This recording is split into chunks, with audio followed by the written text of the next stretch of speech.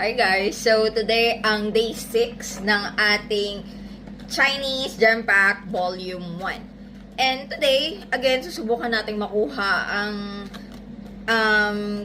rare ng Chinese Gem Pack na si Captain Pikachu. And again, merong 4 cards sa loob ng isang pack. And para ma-master set nyo ang Chinese Gem Pack Volume 1 is merong 115 na cards na kailangan nyong ma-complete.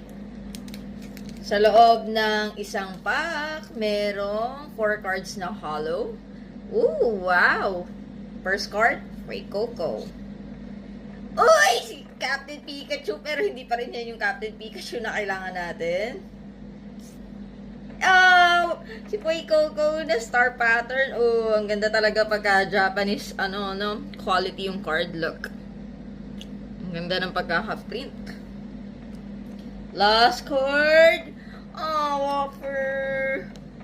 So cute. Unluckily, hindi pa rin natin nakuha yung Captain Pikachu na gusto natin. Pero try ulit natin bukas, guys. Thank you. Bye!